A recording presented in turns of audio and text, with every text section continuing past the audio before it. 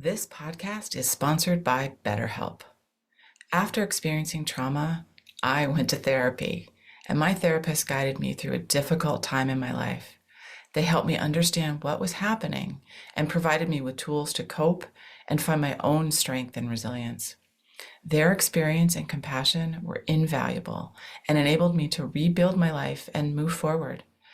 I strongly believe in the power of therapy to help people through difficult times. BetterHelp connects you with a licensed therapist who is trained to listen and give you helpful, unbiased advice. First, you go to their site. You can use my link, betterhelp.com/resilience. You answer a few questions, and BetterHelp will match you to a professional who has years of experience helping people with struggles just like yours. Let BetterHelp connect you to a therapist who can support you, all from the comfort of your own home. Visit betterhelp.com/resilience or choose podcast, then notes on resilience during sign up and enjoy a special discount on your first month. Resilience starts with a smile and then just putting in that effort to change how you feel. Doesn't mean the situation changed, but you have to put in some effort. And again, all of resilience comes back to you because only you can make these choices. Hello, and welcome to Notes on Resilience. I'm your host, Manya Chilinsky, and my guest today is Jodi Samuels. She's an author, a speaker, a supermom, and a wife, and we talked about resiliency through the lens of her memoir, Chutzpah, Wisdom, and Wine. And she had some really great questions for me, and I very much enjoyed this conversation. I think you will too. And find Notes on Resilience on Apple Podcasts. And if you like the show, please subscribe and leave a review. We'd really appreciate it. Thanks. Hi, Jodi. I'm so excited to be talking to you today. Thanks for being here. Thank you for inviting me. So before we get started on who you are and why we're talking, I'm curious, if you could have a superpower, what would that be? So, when you're younger, people always tell you, don't sweat the small things. Mm-hmm. And I think that's true. Don't sweat the small things, but that's like easier said than done. Yes. My superpower is how I don't sweat the small things, or how I don't sweat generally under stress. Is it's called compartmentalizing. My superpower is I have an amazing ability to take on an incredible amount of stress, and no matter what comes at me, I stay perfectly calm, and I'm totally able to be able to say, that's in box A, and I don't have to worry about box A until I'm finished with box B, and box B needs my attention right now. Wow. So my superpower is just being able to know that there's a lot going on and compartmentalize, and that's how you don't sweat. Because some of the things you're worrying about are not things that you can deal with anyway right in the moment. So they just cause you anxiety or distract you or unfocus you. So in order to be able to not sweat the small stuff, you have to compartmentalize. Yes. Wow. That is an amazing superpower, and it is something I aspire to. I am envious. I had a situation last week that put that theory to test, and I was like, everybody was like, I can't believe how calm you were. I was like, I was incredibly calm. Great. Oh, I love it. I love it. And that, I imagine, can come in handy in so many different circumstances. So that is pretty amazing. So, Jodi, tell us, who are you and why are you and I today talking about resiliency? Okay. So I lead a crazy life. I'm a world traveler. I have traveled to over 90 countries with my children, who've been to over 50 countries. And we travel on a budget, and we travel kosher. So for those who don't know, we follow Jewish dietary laws, and we keep the Jewish Sabbath while we're traveling. So we've been all over the world, and that in itself is resilience building. I also am an entrepreneur, a mom, and I run a not-for-profit, and I'm one of these people who bites off more than I can chew every hour of every day. I'm the person who gets out of bed in the morning because I really believe that I can make a difference in this world. I can't change the whole world, but I can change my corner of the world. I can make an impact in my world. And I'm highly driven and excited to do that every day. But I do probably more things than I should in one moment. A book called Chutzpah, Wisdom and Wine, The Journey of an Unstoppable Mom. And I have also a very popular blog that I write around it. And I share my life, Jodi's life, unfiltered, basically. And I talk about the real challenges of being Jodi, but that's the real challenges of being any of us. Yes. And we all have these real challenges. And sometimes we live in a world of social media and that where we put filters on and everything looks picture perfect. Mm-hmm. But life isn't picture perfect. And the message of my book and the message that I'm out there is to tell people how they can be unstoppable regardless of life's challenges. Wow, that's great. Thank you for sharing that. Really appreciate that. So, what do you think about the word resilience?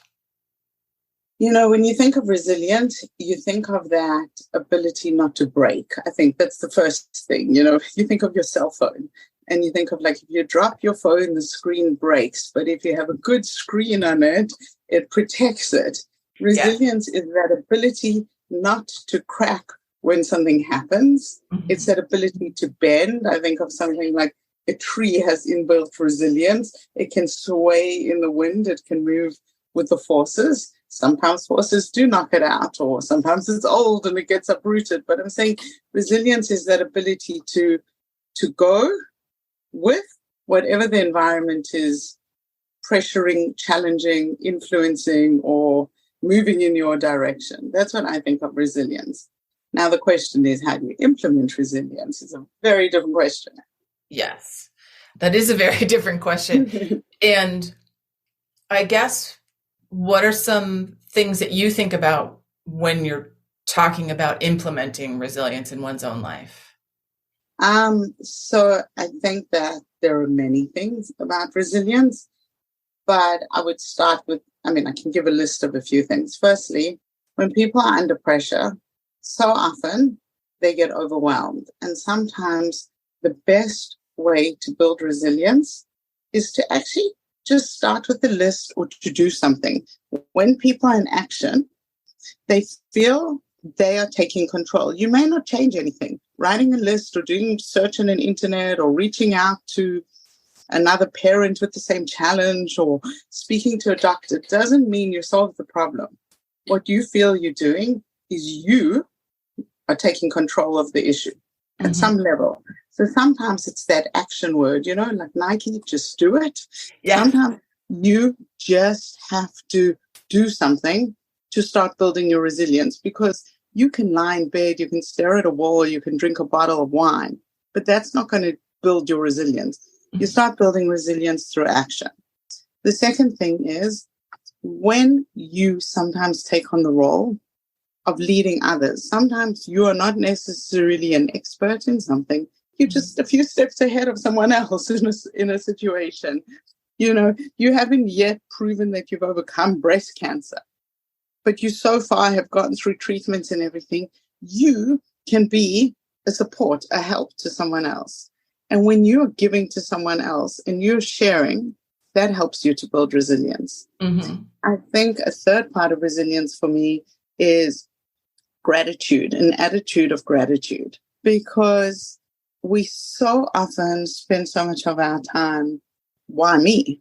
And that attitude of gratitude is about how versus why. If you understand, like, why me? Like, nobody probably can answer that. And we have to change why to how.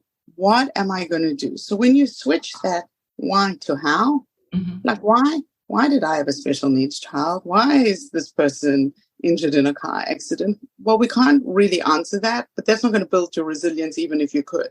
How am I going to deal with that? And having gratitude not just, there's two levels of gratitude. You could have one letter and say, wow, thank God I only lost one leg. I could have lost two. But there's another level of gratitude and just looking around you and seeing that you do have blessings in general.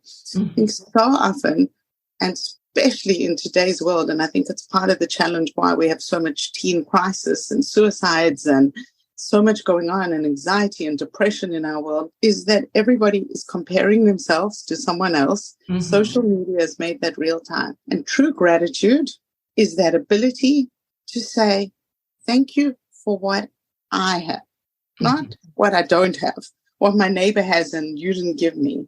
That is great. And that helps to build resilience. And, I think a lot of us grew up with people saying, well, smile and the whole world smiles with you. Yes. But actually, psychologically, there is something about that.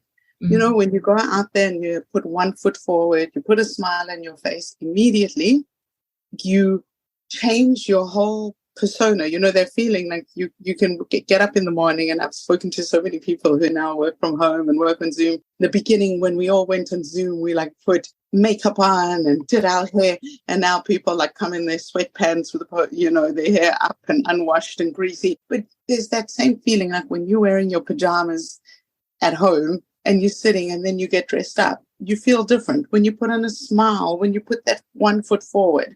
And I think resilience starts with a smile and then just putting in that effort to change how you feel. Doesn't mean the situation changed, but you have to put in some effort. And again, all of resilience comes back to you because only you can make these choices. Right. Oh, thank you. There's a real action plan in what you just said. So I appreciate that. And you just said resilience starts with you and only you. And we do have personal responsibility to take care of ourselves and kind of take some of those steps to build our resiliency and run our own lives. But I also do think that our systems and our institutions have a role in building our resiliency and helping people heal as well. And I guess, is that something you agree with? And if so, what do you think is the role of our systems and institutions? Well, I actually think, I'm going to be contrarian here. I actually think our institutions and that have done too much for us and have taken away resilience. So I want to, is it possible to share with you a story to illustrate that? Please do. I'm so curious. So yes. we moved to Israel about 9 years ago. Okay. And my kids went to a private Jewish day school here with, the typical frills private school system where, small class sizes, lots of teachers, lots of support. And anything that happens, your kids are given help. You can't do math. There's a math tutor to stay with you after school. Oh, you're having a difficult time. Each grade has a counselor. The school has a psychologist. The parents have resources to go to. And as a result, there's a lot of options to be given help to help people build resilience. But I feel that what starts happening is people land up outsourcing resilience to everyone else except for themselves. And I'll give you an example. So we get called into the school and they wanted both me and my husband to come in. And it's a school that's a very open plan, alternative type of school. And we arrive and there's everyone sitting around a table in this big, the only place that was closed was the principal's office with a glass window. Huge glass, but corner office. But other than that, the rest of the school's an open plan. So anyone can see you sitting there and sitting around the table and they're like, Dr. and Mrs. Samuels, your daughter is really struggling with math. So at the time, she was 10 years old. Okay. And we're like, okay. And they're like, we see she gets really upset and really frustrated and really stressed when she has to deal with math. And we're like, So we grew up in South Africa and we went to British style state school systems with 35 kids in a class and no one cared and you just did. And if you didn't, you got some form of punishment, the opposite of resilience and helping you. You got punished for everything. And somehow we just got through and we all came out fine. So I guess our like instincts going back to our like what we grew up with. So we're like, so like, okay, so she finds math hard. So they go, we've really had to speak to the guidance counselor, and we really feel that she needs to like unpack her emotions. And my husband like leans forward and he goes, listen, she has to do math. It's an essential subject. Mm-hmm. Math is hard. She'll figure it out. She might cry. It might be difficult, but she'll figure it out. Like, it's not the end of the world. It's a good thing for her to have some stress in life. And like everybody leaned forward in this meeting. And like you just felt like the room closed in on you, even though it's just like big open plan. And they were like, Dr. and Mrs. Samuels, we really think your daughter needs to go for some counseling to unpack her emotions. Anyway, needless to say, we landed up moving to Israel. It was right at the end of the school year, and we moved to Israel. And then you go to Israel. My kids went from this like private school system with small classes and lots of resources to a public school system with like 35 kids, new culture, new language, one teacher in a class, absolute big disruptive mess, basically. Absolutely. And math was still hard. But you know what?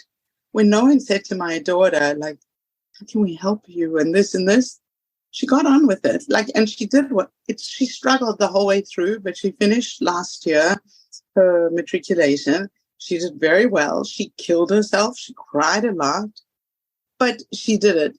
And I use that as an example because at the end of the day, we do have inner resilience in us. Mm-hmm. And sometimes everything is given to us so much on a platter and so many resources to help us that we actually never discover our inner resilience. Mm-hmm. And I think that's part of what I think is like now having lived in two societies, one society which is all about resilience and the other society which is not, which is about helping people and outsourcing. And so yes, in crisis situations, absolutely, institutions do play a role. Mm-hmm. And there are people who've fallen off a cliff or have real psychiatric issues or mental health issues or whatever the case is, and they need professionals to help them to rebuild their resilience.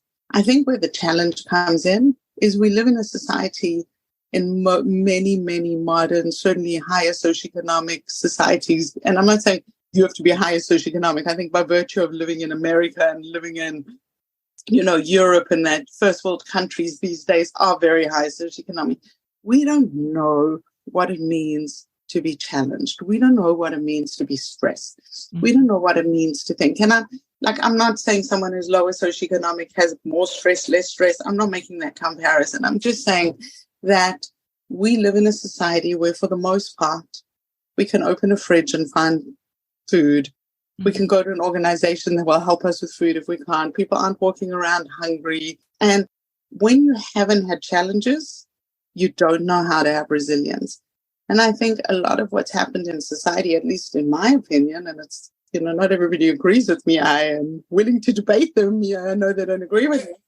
But I feel like we've created a society where we outsource our problems to the therapist, to the counselor, to the math tutor, it doesn't matter who it is, instead of using our own resources to solve problems and to grow from that. And resilience is a muscle. And when you use any muscle that's used repeatedly, it gets stronger. And we don't use our resilience muscle enough. And at the end of the day, life needs resilience because they just say, they have a saying in Israel and they say, life is not a picnic. And that is correct. Life is just not a picnic. It doesn't matter what, it doesn't matter who you are. Everyone has their challenges and you need that resilience muscle. Okay, so I have a question. So for some people, it is harder to find that resilience muscle or harder to exercise it or to know that they have it. And I guess I'm thinking, what about support for those individuals?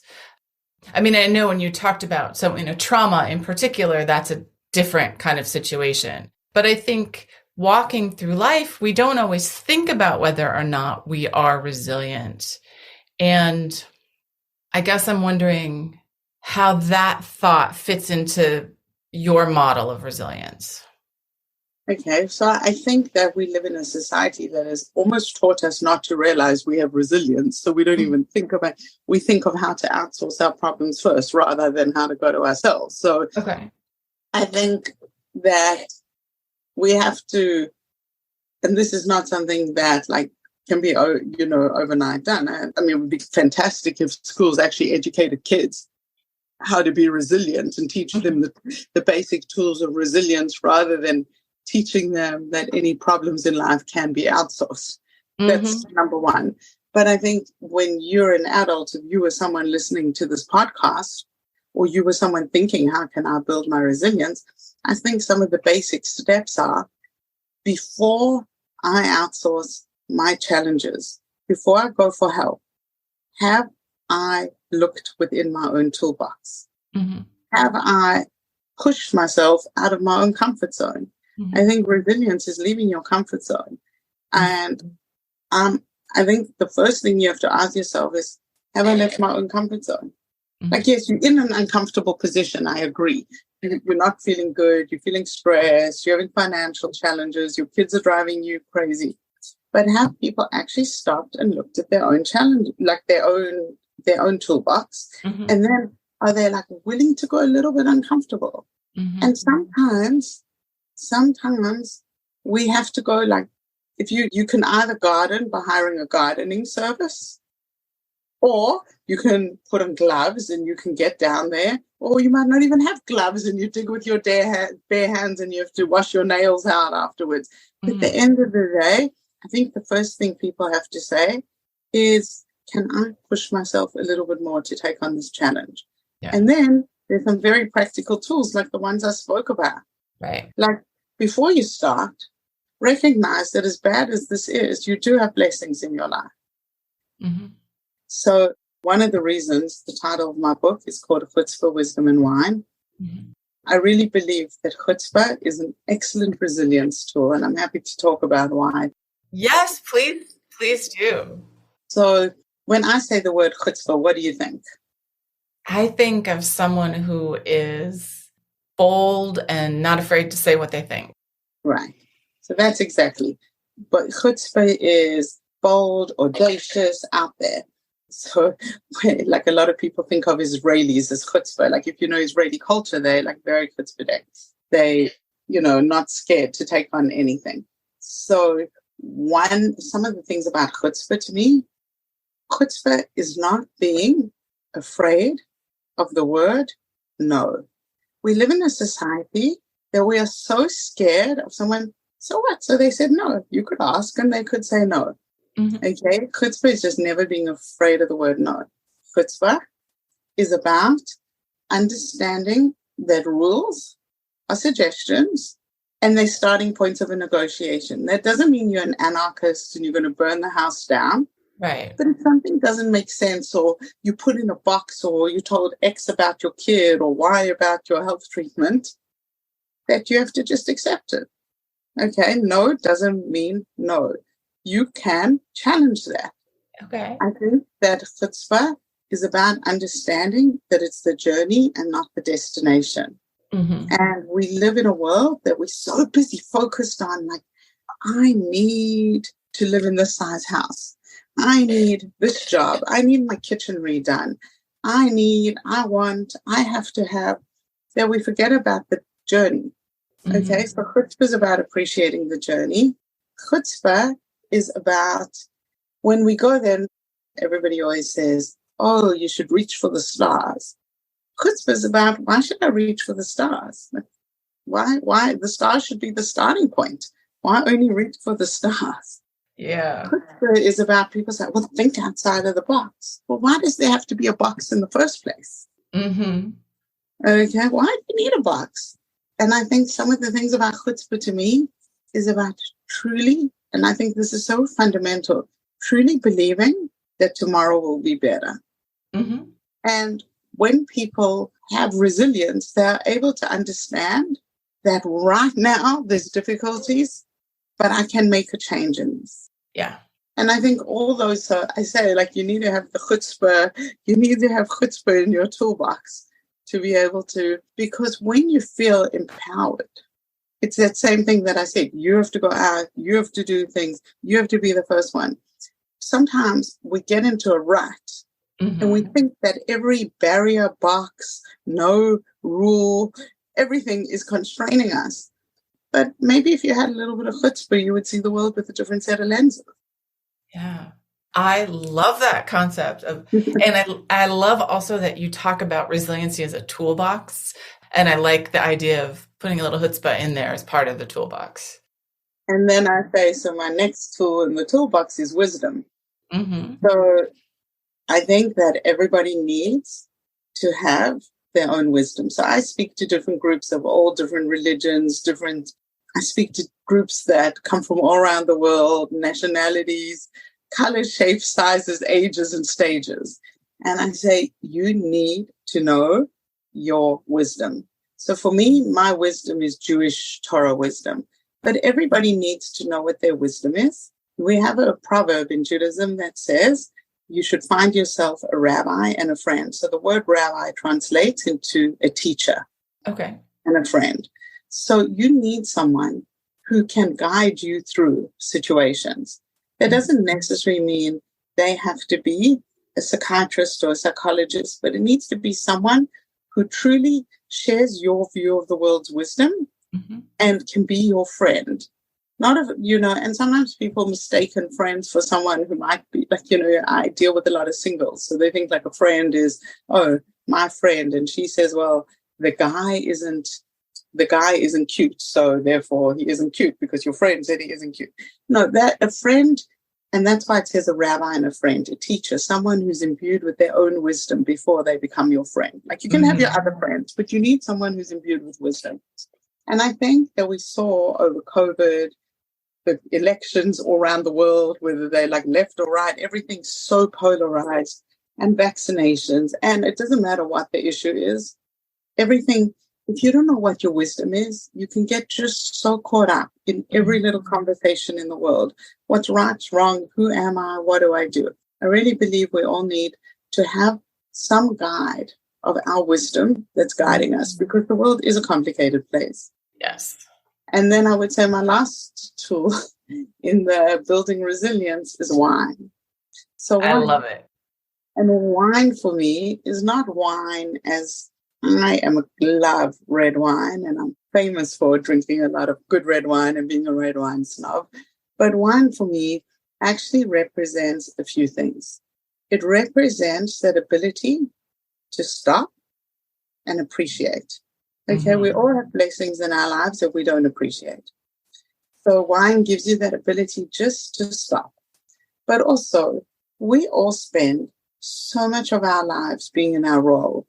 We're like mom, we breadwinner, we student, we employee, we boss, we over COVID, we were all these we were like housekeeper and psychologist and food maker and homework doer and Zoom connector, but we're always in a role. Like we always in a role. And wine represents that ability to stop and get out of being in that role. Sometimes you are not the podcast host and you're not the entrepreneur. Like, who are you? And I think the third part about wine is, and I think so many people make this mistake in life, is yes, we should work hard, but you also need to play hard. Yes. Like true balance in life. And when when they say on an airplane, they say, like, in the case of an emergency, parents should put their mask on themselves first before they put in their child, because it doesn't help if mommy hasn't got a mask and she's out of oxygen and she's out unconscious. She's not going to be able to help her child, plain and simply. Well, it's the same thing with you taking time out and having a balance. So to me, wine is an analogy for balancing and taking that time out and giving yourself that self-care, the enjoyment in life, pleasures, so that you can work hard in whatever that role that you're playing in life is. Yes. And when you have all those three things, you have a very much more powerful toolkit to manage being a resilient human being. And therefore, when you're resilient, you can be unstoppable. Wow. That's awesome. Thank you for sharing that. I like all three of those words, and I like all three of what they mean in terms of our resiliency as well. So thank you for that. What is giving you hope right now?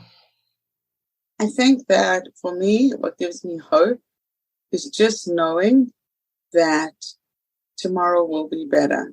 Not because there's a lot of things that can go wrong, but when I look at the world and you can say, like, I remember a politician tweeted out, and she's like, this is ostensibly the worst time to ever be an American. And she got thousands and thousands, like I think it was like 200,000, likes on her post and everything. And I'm like, really? Is it really the worst time? Like, I'm not saying things are all perfect and hunky-dory, but there was like food stamps, food insecurity, Great Recession, wars. I mean, I can think of a lot of times in American life when things were a little bit tougher than they are now for all the challenges. It doesn't mean we don't have challenges. Right. I'm just saying, if you have a mindset where you understand that tomorrow will be better, mm-hmm. then you have that ability to have perspective and look at the big picture and appreciate that, in fact, yes, things aren't as bad as what the headlines make them seem. Mm-hmm. Like, you've got to be able to have this big picture and look with a bird's eye view and look at something in context. Yes. And I think what gives me hope is knowing that actually, just because the headlines say or social media says or it looks bad, that tomorrow can be better. I appreciate that outlook so much. And as we're getting ready to wrap up, I'm curious, what would you tell your 18-year-old self about resiliency? They say, like, what's the use of worrying? It never was worthwhile. Mm-hmm. And I think that 18-year-old self needs to understand that that's not just a saying, that is actually the reality of life. Because I think so many things we worry about aren't the things that ultimately are really the things that happen or that really challenge us or that really hold us back. And you spend so much energy. Like, worrying is like putting your car in park, putting your foot on the accelerator and just spinning the wheels. Yes. And that's what worry is. And I would just say, take all that energy, take your car out of park, put it in drive, put your foot on the accelerator and move forward. Yeah. Yeah. That's what I would tell an 18-year-old. Thank you for that. I appreciate that. And do you think your 18-year-old self would have listened? No. I have children. I have an 18-year-old and a 20-year-old, and I'm waiting for that old joke to say, like, they say that, like, when your kid left home at 18, they thought you were the stupidest person they had ever met, and then they came home at 21 and they couldn't believe how much you had learned in 3 years. Yes. I'm waiting for that moment, but I don't believe I would have. I don't believe I would have heard that wisdom then. And I do speak to a lot of like graduating high school kids, and I don't believe that those 18-year-olds they hear the wisdom, but they don't appreciate it. Yes, absolutely. So, Jodi, thank you so much for this. I appreciate your questions of me and your thoughts about resiliency. And how can our listeners reach you? Okay, so I have Instagram, Facebook, website called Jodi's Voice. Mm-hmm. And the mission of Jodi's Voice is to shift people's narratives and to influence the way people think. But I really want people to believe that each one of us has the power to make a difference in the world in our own way. And you can also find my book on Amazon as an ebook, as a print book. It's called Chutzpah, Wisdom and Wine, The Journey of an Unstoppable Woman. Excellent. Thank you so much. And we're going to put links to all of those in the show notes so people can find you and can get a copy of your book. Jodi, thank you so much for taking time today. I've really enjoyed our conversation. Thank you. All right. Bye, everyone. We'll see you on the next episode. Thank you for listening. I hope you got as much out of this conversation as I did. So if you'd like to learn more about me, Manya Chilinsky, I work with organizations to help understand how to create environments where people can thrive after difficult life experiences. And I do this through talks and consulting. I'm a survivor of mass violence, and I use my experience to help leaders learn about resiliency, compassion, and trauma-sensitive leadership, to build strategies to enable teams to thrive and be engaged amidst difficulty and turmoil. If this is something you want to learn more about, visit my website, www.manyachilinski.com, or email me at manya@manyachilinski, or stop by my social media on LinkedIn and Twitter. Thanks so much.